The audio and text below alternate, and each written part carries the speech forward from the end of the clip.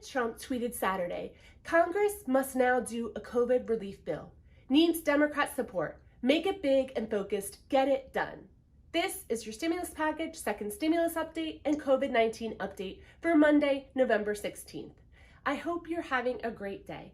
My goal is to give you nonpartisan stimulus news in a flash. If you're a part of the family, thank you and welcome back. I really appreciate all of you. If you are new, welcome. I'd love for you to join our community. Lame duck presidents aren't known for getting much done. But when looking back to the Bush presidency in 2008, you can see how Obama and Bush worked together to pass legislation to help the auto industry. This happened before Bush left the White House. To understand a lame duck president, check this video out.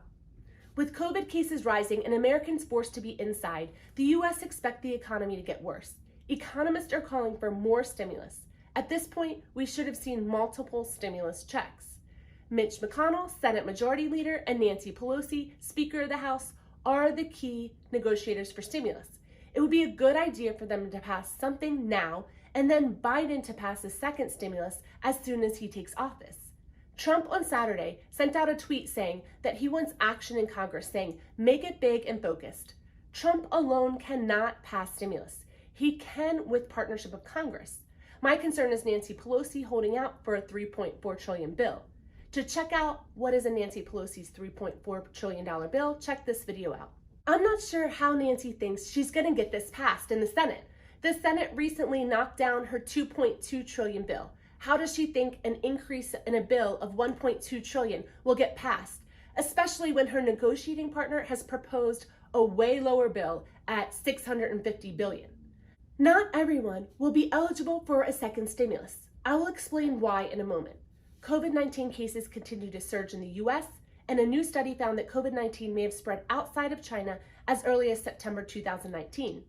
My name is Teresa Von Regan, and I love helping people learn how to get out of debt, save money, make their money stretch, give stock tips, and understand what is happening with stimulus and government. I have a special gift for you. Get 2 free stocks from Webull when you download the app and deposit $100. The Webull link is in the description of this video. In regards to the stimulus, not everyone was eligible for the first stimulus, and the second stimulus is expected to be very similar. So let's review who was eligible for the last stimulus so you can better understand who may be eligible for the next stimulus. Single taxpayers who make under $99,000 adjusted gross income are eligible. Adjusted gross income is money you earn 1 year minus deductions. However, if you make between $75,000 and $99,000, you are just eligible for a portion of the stimulus. Heads of household making under $146,500 could get a portion of stimulus. If you were a head of household making under $112,500, you could get all of the stimulus. If you are married, filing jointly, and make above $198,000, you weren't eligible. If you make less than $150,000 and are married, you get the full stimulus. If you make between $150,000 and then under $198,000, you get partial stimulus. Those between 17 and 24 claimed as child dependents did not get stimulus. The new proposal gives either $500 for dependents or $1,000. Most likely, adult dependents would be included. In the CARES Act, they were not included.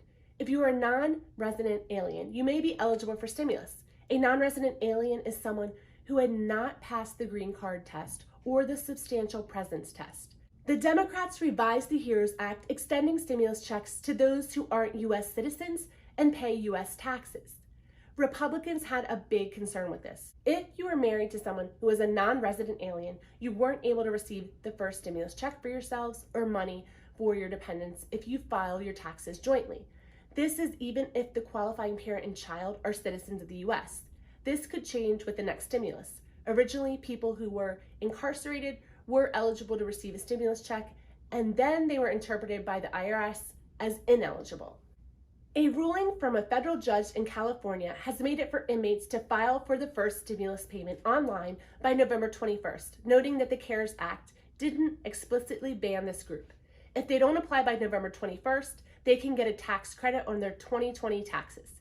If someone has died since the previous tax filing, the IRS says they're not eligible to receive a stimulus check and their families can't keep the money on their behalf. Example, if the deceased filed taxes jointly with a spouse and by accident a check is addressed to them, the IRS expects the family to return the payment. though they aren't legally required to. So I'm not sure who's going to return the money if they aren't legally required to. Dependents could get you much bigger stimulus the second go-round. Family members who you count as dependents on your taxes will be a major factor in how the IRS could calculate how much money you'd get in the second stimulus check. You could qualify for substantially more money than you did in the first stimulus check. The second direct payment could increase the total for child dependents from $500 to as much as $1,000. Another proposal gives $500 for dependents of any age, including an older relative who lives with you or a college student who doesn't make enough money to get their own stimulus check. COVID-19 cases continue to rise in the U.S. Last Friday, cases hit over 180,000 for the day. This is a new all-time high. The new 7-day average is over 150,000 COVID cases in one day. With winter coming, COVID is expected to get much worse.